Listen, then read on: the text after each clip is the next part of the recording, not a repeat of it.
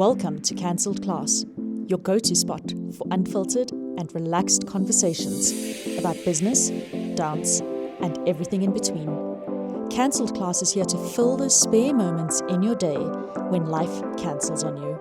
So if you're ready to learn, laugh, and feel like you're catching up with a friend, grab a cup of coffee and let's chat. Hello everyone and welcome back to Cancelled Class. Today we're going to be putting a big red bow on our series on how to use Google to streamline your business. And I'm so excited to wrap up not only this series, but also this year with you. We're going to be talking about one last tool, Google Tasks. And then we're going to do a quick recap of everything that we've covered so far. This has been such a fun journey exploring all of these tools, and I really hope that you've found some nuggets of information to help streamline not only your life, but also your business. So grab a coffee or a tea or whatever it is that keeps you going, and let's dive in. Google Tasks is a hidden gem, in my opinion. It is so simple, but sometimes that is exactly what you need. A no-fuss way to keep track of your to-dos. What is Google Tasks exactly? Think of Google Tasks as a sticky note that integrates perfectly with Google Calendar and with Gmail. You can add tasks directly from an email or directly from your Google Calendar. For instance, you can add a task that says, follow up with Sarah about concert costumes, and it'll link everything for you wherever you need it. The first reason why I love Google Tasks so much is that it is already built into the tools that you are using. So there is no extra app to download. And secondly, I can't be the only person who loves the feeling of ticking things off as you go along. For me, I use it for both my business and my personal life. It's great for reminding myself to send out schedules or to check in on a costume order or to remember to send a certain parent information. But I also sneak in personal reminders like buy dog food or get bread at the shop. For example, this is how I use it. Let's say I get an email from a parent asking about a makeup lesson.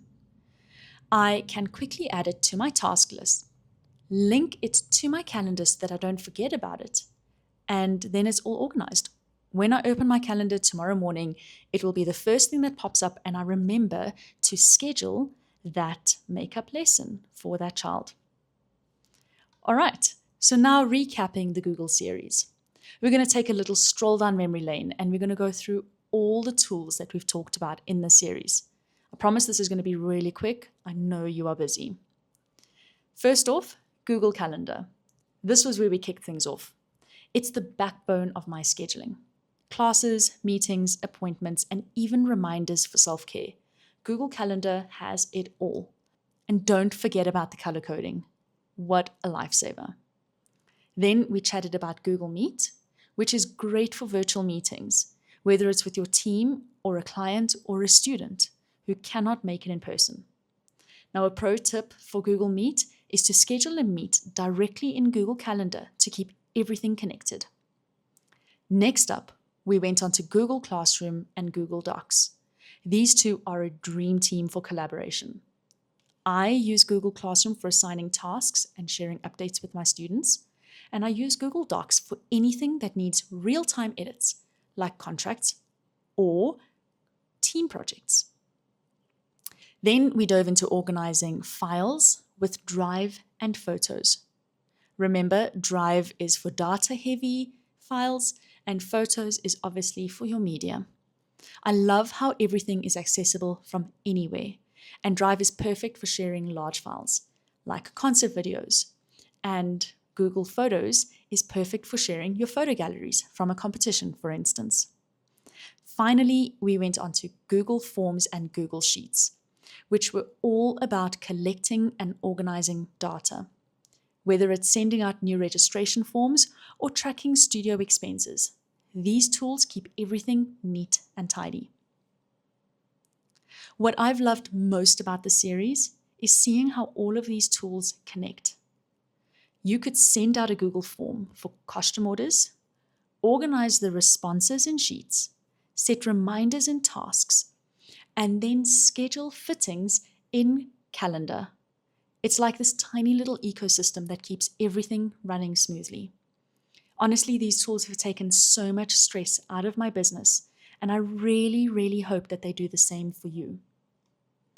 If you're feeling overwhelmed, don't worry. You don't need to master all of this overnight. Start with one tool that feels doable and build from there. Maybe it's Calendar, or maybe it's Tasks, or maybe it is Google Meet. Don't forget, you can always go back and re-listen to any of these episodes if you need a refresher. All right, and that is a wrap on our Google series. Thank you so much for hanging out with me throughout this journey, and I really hope that these tools save you time, reduce stress, and maybe even make work a little bit more fun for you. As always, please don't forget to like, comment, and share this with a friend who might also find it helpful. Please leave a review if you've been loving this podcast so far. Until then, keep doing what you love, keep making an impact, and I'll catch you in the next episode. If you enjoyed today's episode, don't forget to hit subscribe and follow us on Instagram at Cancelled Class Podcast. We'd love to hear from you. Drop us a message, share your thoughts, or just say hi in our DMs. Thanks for tuning in. See you next week.